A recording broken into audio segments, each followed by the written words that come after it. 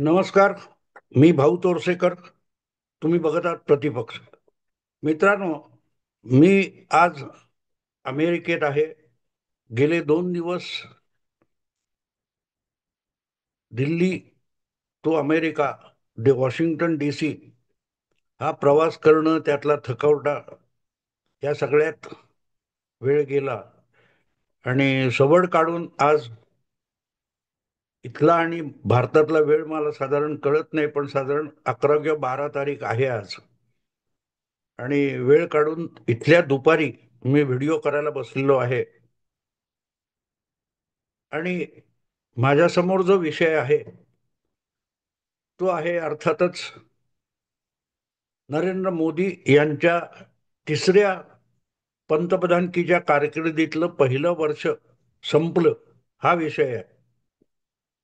आणि त्याचं कारण सरळ आहे की 1 वर्षापूर्वी जेव्हा 2024च्या लोकसभा निवडणुकीचे निकाल लागले होते, त्या निकालानंतर मी अल्पावधीतच 2 आठवड्यात तेव्हाही अमेरिकेला आलो होतो वर्षभरापूर्वी. आणि त्या वेळेला जी चर्चा होती, मी भारत सोडल्याची आणि इकडे पोहोचलो तेव्हा किंवा परत आल्यानंतर, तेव्हा एकच चर्चा होती की मोदींचं सरकार चालणार किती. कारण 2014 ते 19 आणि 19 ते 24 या 10 वर्षामध्ये नरेंद्र मोदी देशाचे सलग 2दा पंतप्रधान होते आणि स्वतःच्या पक्षाचं एकपक्षीय बहुमत घेऊन त्यांनी सरकार चालवलेलं होतं. आणि मोदींसारखा माणूस जो सगळ्यांना सोबत घेऊन जात नाही, याचा गवगवा सातत्याने गेल्या 25 वर्षात चालू आहे.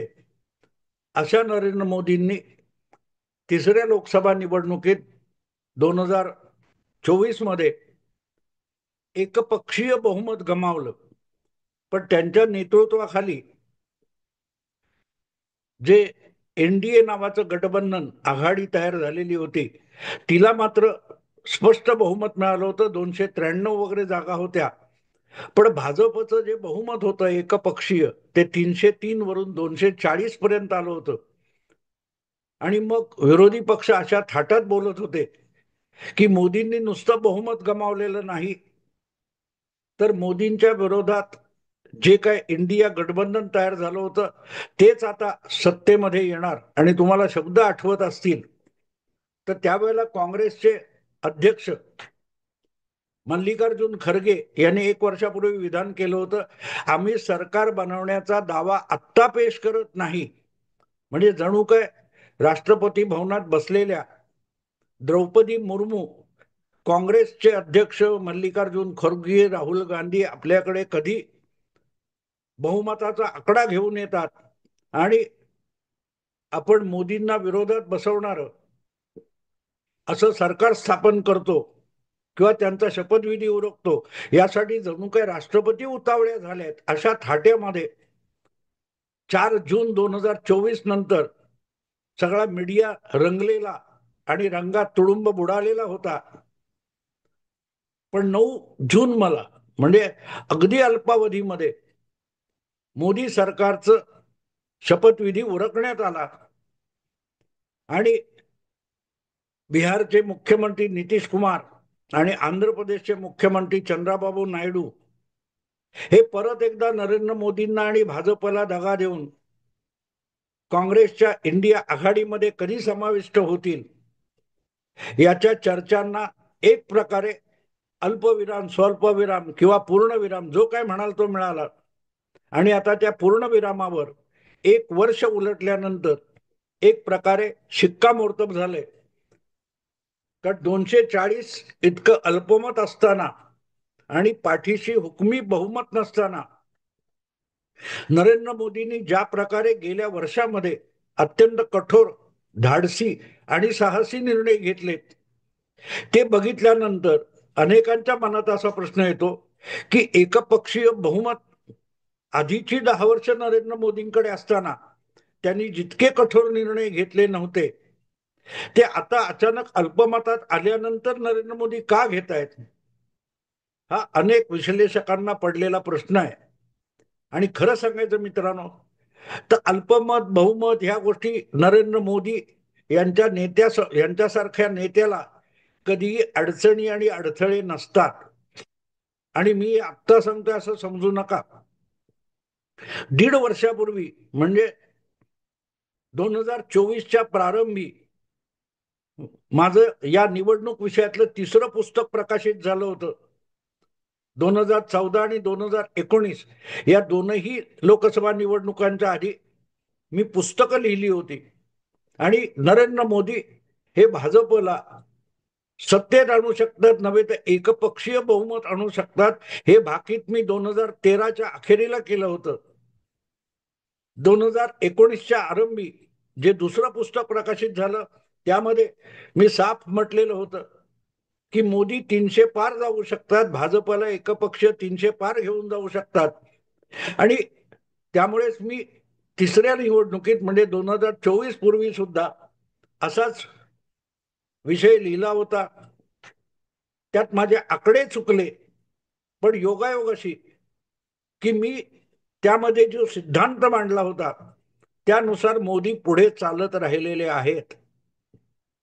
अल्पमताने नरेंद्र मोदींची कुठलीही अडवणूक होऊ शकली नाही, ही वस्तुस्थिती आता 1 वर्ष पूर्ण झाल्यानंतर 365 दिवस उलटल्यानंतर सगळ्यांना स्वीकारायला लागते. किंबहुना हे सरकार पडेल, अल्पमतातलं मोदी सरकार पडेल, ही भाषा तावातावाने 1 वर्षापूर्वी जे बोलत होते ते सुद्धा आता मोदी हे अल्पमताचं सरकार आहे, भाजपचं अल्पमत असलेलं सरकार आहे, ही गोष्ट साफ विसरून गेले. कारण नुसता वक्फचा सुधारणा कायदा एवढ्यावर मोदी थांबले नाहीत. त्यांनी थेट पहलगाम नंतर पाकिस्तानला असा जबरदस्त तडाखा दिलेला आहे की जे विरोधक मोदींचं सरकार पडावं म्हणून सगळे देव पाण्यात बुडवून बसले होते, ते त्याच अल्पमताच्या मोदी सरकारकडून पीओके घेण्याची संधी का गमावली असा उलटा प्रश्न विचारायला लागले. ज्यांनी देशाच्या अविभाज्य घटक मानले गेलेल्या पीओके पाकव्याप्त काश्मीरला पाकिस्तानचाच हिस्सा आहे अशा पद्धतीत 70-75 वर्ष भागवलं. ते आज मोदींना विचारतात की तुम्ही शक्यता असताना सुद्धा पीओके का परत घेतला नाही. हे मोदींवरचे आरोप असण्यापेक्षा, मोदींची त्रुटी असण्यापेक्षा, मोदींना एक प्रकारे विरोधकांनी राहुल गांधींनी दिलेलं सगळ्यात मोठं पुरस्कार पदक आहे असं मी मानतो. कारण केलं तर नरेंद्र मोदी करू शकतात, आमच्या कोणाकडूनही असं एवढं साहस आणि धाडस होऊ शकत नाही. ही एक प्रकारे दिलेली कबुली म्हणजेच युद्धविरामाला केलेला विरोध आहे असं म्हणता येईल. प्रत्येकाचा नजरिया असतो, दृष्टिकोन असतो. तुम्ही जगातल्या घडामोडींकडे कुठच्या दृष्टीने बघता, किती सजगतेने बघता आणि किती आशयपूर्ण नजरेने बघता, नकारात्मक की सकारात्मक बघता, यानुसार त्या घटनेचा अर्थ तुम्हाला लावता येतो. त्यामुळे युद्धविराम का झाला, राफेल किती पाडली, हे प्रश्न जरी राहुल गांधी विचारत असतील तरी त्यामधून एकच गोष्ट ते साफ करतात, मोदीजी हे तुम्ही असले शक्य होतं, मोदी है तो मुमकिन है, राहुल गांधी है तो हर चीज नामुमकिन है, याचीच कबुली राहुल गांधी देतात जेव्हा ते युद्धविरामाला आक्षेप घेतात. मित्रांनो, आपण भारतीय सनातन संस्कृतीच्या संस्कारामध्ये वाढलोय. आणि नारद मोदीने वाल्मिकीला किंवा वाल्या कोळ्याला सांगितलं होतं की राम नामाचा जप कर, ते सुद्धा आठवत नाही. तर वाल्या कोळी मरा मरा मरा म्हणत बसला, पण मरा मरा म्हणताना त्यातूनही राम राम हा आशय निघाला आणि वाल्याचा वाल्मिकी झाला. हा आपला इतिहास आहे, हा आपला वारसा आहे. त्यामुळे राहुल गांधींचे जे शब्द आहेत ते आपल्या ठाशीव पद्धतीने, परंपरागत पद्धतीने ऐकण्याची आणि समजण्याची गरज नाही. तर त्याकडे सारपूर्ण आशयपूर्ण नजरेने बघितलं आणि समजून घेण्याचा प्रयत्न केला तर आपल्या लक्षात येऊ शकतं की राहुल गांधींना सुद्धा मोदींकडून अपेक्षा आहे. काँग्रेस पक्ष जो गेल्या 25 वर्षापासून नरेंद्र मोदींचं राजकारण संपवायला बघतोय, त्याला सुद्धा जर आशा किंवा अपेक्षा असतील, आकांक्षा असतील, तर त्या भाजपपेक्षाही नरेंद्र मोदींकडून आहेत. आणि म्हणून युद्धविरामाची घोषणा झाल्यानंतर, ऑपरेशन सिंदूर नंतर जी काँग्रेसवाल्यांकडून नाराजी व्यक्त होते, त्यांच्या शब्दाकडे जाऊ नका, त्यामागच्या भावना बघा. जे आम्हाला शक्य नव्हतं, मोदीजी तुम्ही करू शकत होता, पण तुम्ही केलं नाही, याच्या वेदना काँग्रेसवाल्यांना सुद्धा आहेत.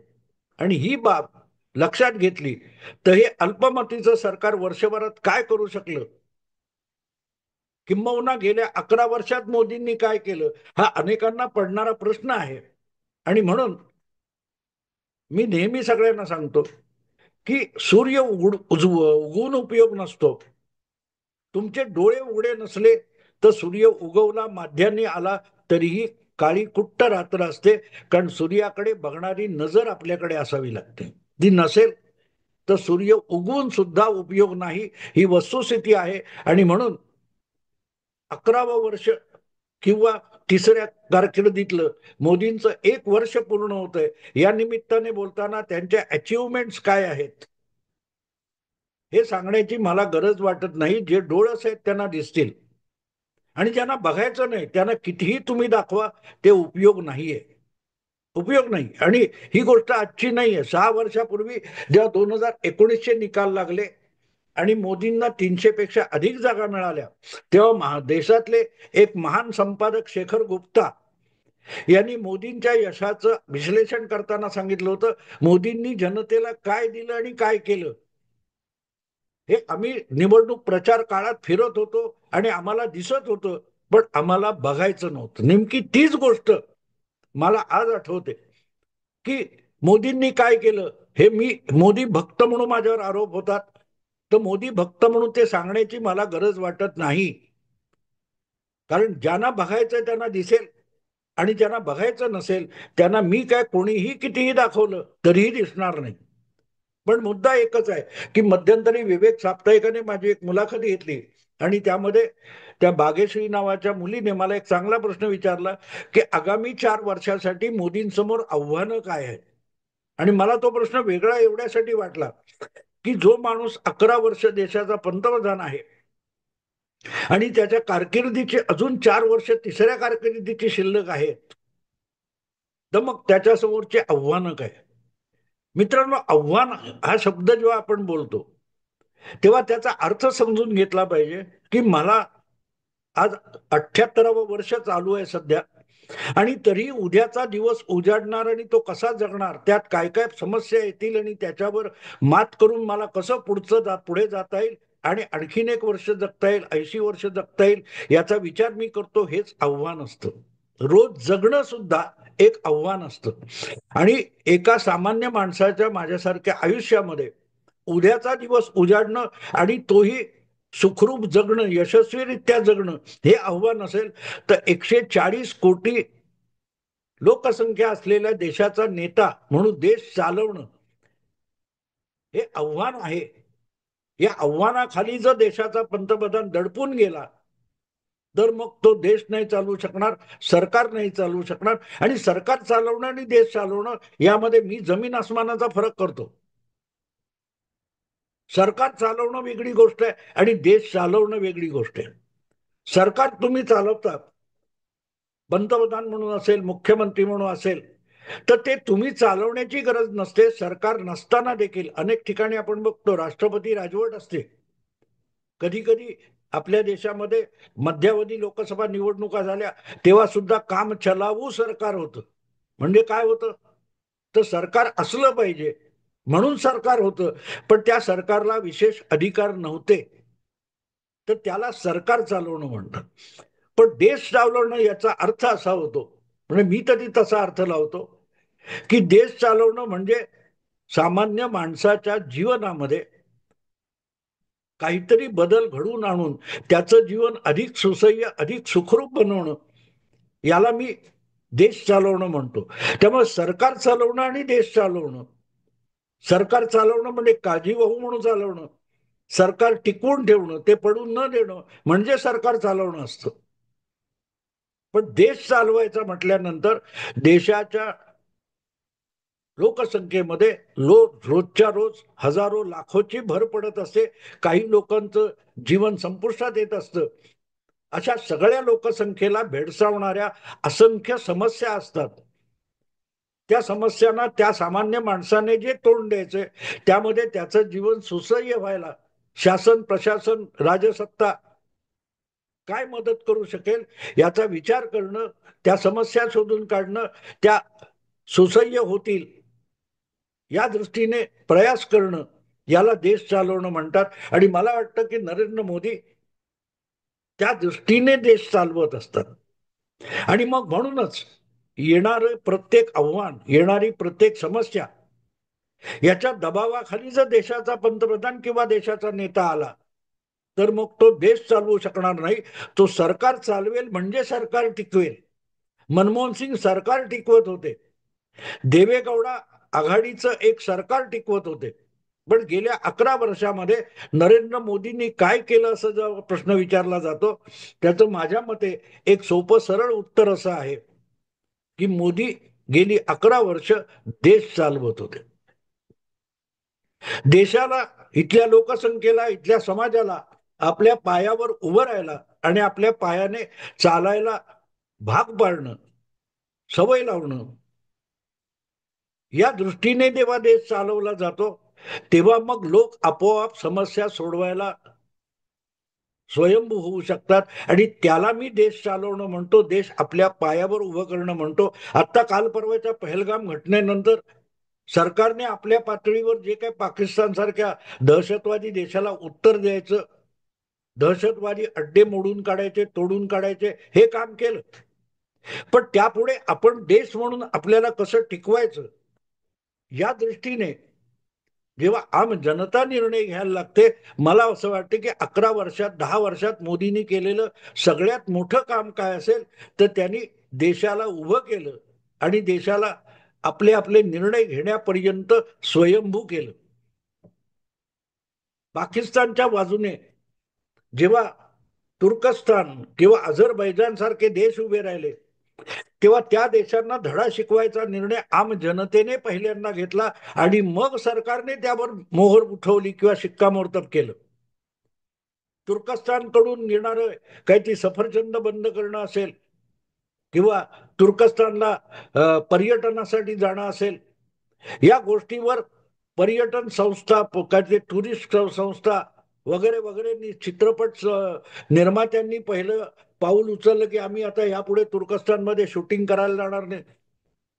इथपर्यंत सामान्य जीवन जगणाऱ्या लहान मोठ्या श्रीमंत गरीब सगळ्यांना जर मोदींनी कार्यप्रवृत्त केलं असेल, स्वयंभू केलं असेल, समाजाचा पुरुषार्थ दाखवला असेल, मला असं वाटतं की देशाच्या इतिहासामध्ये स्वातंत्र्योत्तर काळात इतकं मोठं काम बहुतेक कोणी केलेलं नाही. बहुतेक कोणी केलेलं नाही. हे सरकार सरकारचे काम करेल, पण जनतेने सुद्धा एक देश म्हणून काय केलं पाहिजे, कसं केलं पाहिजे, हे काय घरी बसून, घरी येऊन मोदींनी शिकवलं नाही किंवा दूरदर्शनवर धडे देऊन शिकवलं नाही. पण आपल्या वागण्यातून, कृतीतून, भाषणातून लोकांना हिंमत देणं आणि विचारांना प्रवृत्त करणं, निर्णय घ्यायला प्रवृत्त करणं, ही सगळ्यात मोठी मोदींनी गेल्या 11 वर्षात बजावलेली कामगिरी आहे, ज्याचे परिणाम आता दिसायला लागलेले आहेत. या सगळ्या काही तासांच्या घडामोडींनी किंवा लढाईने, युद्धविरामाच्या आधीचे जे काही तासांपुरती लढाई झाली भारत पाकिस्तान, पण त्यामध्ये ज्या प्रकारची भारतीय सेना दलाने, रणनीतिकारांनी कारवाई केली आणि त्यांच्यासाठी आवश्यक असलेली आधुनिक तंत्रज्ञानाला धक्का देणारी आणि देशाला परवडणारी हत्यारं, अस्त्र ज्या प्रकारे इथल्या वैज्ञानिक शास्त्रज्ञांनी तयार केली, संशोधकांनी तयार केली, कारखान्यांनी उत्पादन केली आणि ज्या सटीकतेने ते वापरलं गेलं, हे सगळं मोदींनी स्वतः केलं नाही. पण मोदींनी त्यासाठी भारतीय सामान्य जनतेला, मग तो सामान्य सैनिक असेल, शेतकरी असेल, शिक्षक असेल, संशोधक असेल, प्रत्येकाला उद्युक्त केलं आणि उभं केलं. याचं मोजमाप करणारे कुठलंही फुटपट्टी नाहीये. आणि म्हणून मोदींनी 11 वर्षात काय केलं, मोदींनी गेल्या 1 वर्षात काय केलं, हे प्रश्न विचारणारे आहेत ते अडाणी आहेत असं म्हणावं लागतं. मित्रांनो, जगातलं एक त्रिकालाबाधित सत्य असं आहे की सत्य असतं त्याला वारंवार सत्व परीक्षा द्यावी लागते आणि त्याची परीक्षा घेणारे परीक्षक असतात ते असत्य असतात, खोटे असतात. खोट्यांनी खऱ्याची परीक्षा घ्यावी याला जगणं म्हणतात. आणि त्या जगण्यामध्ये ज्या देशात सर्वाधिक यशस्वी ठरलेला माणूस कोण असेल तर त्याचं नाव नरेंद्र मोदी आहे. आणि म्हणून 1 वर्षाची जी वर्षपूर्ती आहे, तिसऱ्या कारकिर्दीतली पहिल्या वर्षाची नरेंद्र मोदींची वर्षपूर्ती यशस्वी किती झाली आहे तुम्ही ठरवा. कारण जे लोक तुर्कीला धडा शिकवायला पुढे येतात अशी जनता आहे, त्या जनतेला भाऊ तोरसेकडनं शहाणे करण्याची गरज आहे असं मला बिलकुल वाटत नाही. मी तुमच्याप्रमाणे नरेंद्र मोदींचं अभिनंदन करून थांबतो. आवडलं लाईक करा, शेअर करा आणि प्रतिपक्षाला सबस्क्राईब करा. नमस्कार.